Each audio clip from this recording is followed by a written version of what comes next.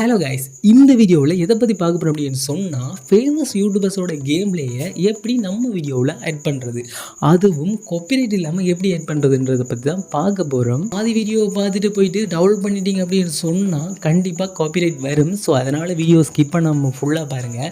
Channel யாராவது first time பார்த்தீங்க அப்படின்னு சொன்னால் சப்ஸ்கிரைப் பண்ணிட்டு பாருங்கள் கைஸ். பேக்ரவுண்டில் போகிற கேம் பிளே வந்துட்டு வின்சஸோட கேம் பிளே அப்படின்னு சொல்லி எல்லாருக்குமே தெரியும். ஸோ அதனால் நான் அவரோட சர்வருக்கு போயிட்டு அவர் ப்ளே போயிட்டு ரெக்கார்ட் பண்ணலை. ஸோ இது எப்படி போடுறது அப்படின்றது தான் இந்த வீடியோவில் ஃபுல்லாக பார்க்க போகிறோம். சரி, ஓகே கைஸ், இப்போ பார்த்தீங்களா உங்களோட க்ரோம் ப்ரௌசரை ஓப்பன் பண்ணிவிட்டு அதில் வந்துட்டு யூடியூப் அப்படின்னு சொல்லிட்டு சர்ச் பண்ணுங்கள். அதுக்கப்புறமா உங்கள் யூடியூப்பை வந்து க்ரோம் ப்ரௌசரில் லாகின் பண்ணிவிட்டு அங்கே போய்ட்டு வந்து உங்களுக்கு தேவையான டீட்டெயில்ஸை வந்து அடிங்க.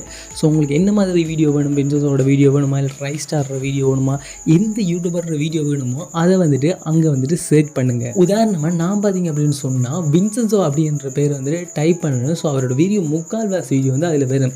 சரியா, இங்கே இதுக்குள்ள வரும். நம்ம யூடியூப்பில் எப்படி பார்க்குறோமோ அதே மாதிரி எல்லா வீடியோஸுமே வரும். அவரோட எல்லா வீடியோஸுமே ஷோ ஆகும்போது நம்ம அதை போய்ட்டு ஈஸியாக டவுன்லோட் பண்ணக்கூடாது காய்ஸ். அதுக்குள்ளே வந்து இன்னும் கொஞ்சம் வேலை இருக்குது. அது என்ன அப்படின்னு சொன்னால், இந்த வீடியோஸுக்குள்ளேயே ஃபில்டர் அப்படின்ற ஒரு ஆப்ஷன் இருக்குது. ஸ்க்ரீனை பார்த்தாலே தெரிஞ்சிருக்கும். அந்த ஃபில்டர் அப்படின்ற ஒரு ஆப்ஷனை கொடுத்து அதுக்குள்ளே பார்த்தீங்க அப்படின்னு சொன்னால் க்ரியேட்டிவ் கண்டென்ட் அப்படின்ற ஒரு ஆப்ஷன் இருக்கும்.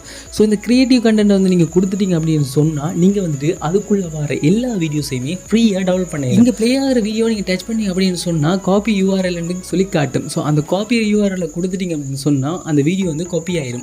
ஸோ இதை வந்துட்டு நீங்கள் ஆன்லைனில் போயிட்டு ஸோ குரோம்லேயோ இல்லாட்டி கூகுள்லேயோ போயிட்டு யூடியூப் வீடியோ டவுன்லோடர்ஸ்ன்னு அடிச்சிங்கன்னு சொன்னால் எக்கச்சக்கமான வெப்சைட் வருங்க. ஸோ அதில் எந்த வெப்சைட்லேயும் போயிட்டு நீங்கள் அந்த லிங்கை போட்டிங்க அப்படின்னு சொன்னால் டவுன்லோட் பண்ணிக்கலாம். ஸோ உதாரணமாக நான் இந்த ஒரு வெப்சைட்டில் போயிட்டு அந்த லிங்கை போட்டு எனக்கு தேவையான குவாலிட்டியில் வந்துட்டு அந்த வீடியோ வந்து டவுன்லோட் பண்ணிக்கிறேன். ஸோ அந்த வீடியோ தான் நீங்கள் இப்போ ஸ்டார்டிங்கில் பார்த்த வின்சஸோட வீடியோ. சரி, ஓகே, அந்த யூடியூபர்ஸோட வீடியோ டவுன்லோட் பண்ணதுக்கு அப்புறமா என்னென்ன சேஞ்சஸ் பண்ணணும் அப்படின்றது வந்து ஷார்ட் அண்ட் ஸ்வீட்டாக பார்த்துடலாம் காய்ஸ். நீங்கள் பண்ணுற ஒவ்வொரு லைக் கமெண்ட்ஸ் தான் காய்ஸ் இந்த மாதிரி க்ரியேட்டிவான வீடியோஸ் வந்து இன்னும் இனிமேல் தேடி போடுறதுக்கு வந்து ரொம்பவே மோட்டிவாக இருக்கும். ஸோ அந்த லைக் அண்ட் கமெண்ட் பண்ணுறதை மட்டும் மறந்துடாதீங்க. நம்ம இந்த வீடியோ டவுன்லோட் பண்ணதுக்கு அப்புறமா அந்த வீடியோவில் கொடுத்துருக்கிற பேக்ரவுண்ட் மியூசிக்கில் இருந்துட்டு ஃபில்டர் வரைக்கும் நம்ம சேஞ்ச் பண்ண வேண்டி இருக்கும். ஸோ இப்போ கேம் பிளே சவுண்ட் கட்டாயம் உங்களுக்கு வேணும் அப்படின்னு சொன்னீங்கன்னு சொன்னால் அந்த பேக்ரவுண்ட் சவுண்டை வந்து ரிமூவ் பண்ணாமல் ஃபில்டரை ரிமூவ் பண்ணிவிட்டு ஸோ அதுக்கு நீங்கள் வந்து ரியாக்ட் பண்ணுற மாதிரியோ இல்லாட்டி அதுக்கு மேலே உங்களோட வாய்ஸ் கொடுக்குற மாதிரியோ இல்லைனா ஃபில்டர் அதாவது வந்து வீடியோவில் வந்து நீங்கள் சேஞ்ச் பண்ணிங்கன்னு சொன்னால் ஆடியோ வந்து மாற்ற தேவையில்லை பெரும்பாலும். ஆனால் நீங்கள் ஆடியோ அப்படியே போட்டிங்கன்னு சொன்னால் கண்டிப்பாக வீடியோவில் வந்து ஏதாவது ஒரு சேஞ்சஸ் வேணும் கைஸ்.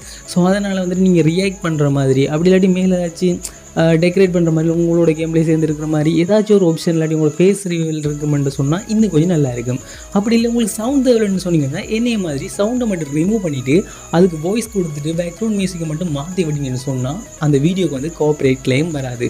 நீங்கள் அதை டவுன்லோட் பண்ணிவிட்டு அப்படியே தூக்கி போட்டிங்கன்னு சொன்னால் கண்டிப்பாக வந்துட்டு காப்பிரைட் கிளைம் வருங்க. கண்டிப்பாக வந்து நீங்கள் வீடியோ அப்படி இல்லைன்னா ஆடியோவை வந்துட்டு மாற்றியே ஆகணுங்க. ஸோ இதில் ரெண்டு ஒன்று பண்ணிட்டீங்க அப்படின்னு சொன்னால் வீடியோ அப்படி அப்டேட் பண்ணிங்கன்னா போதும்.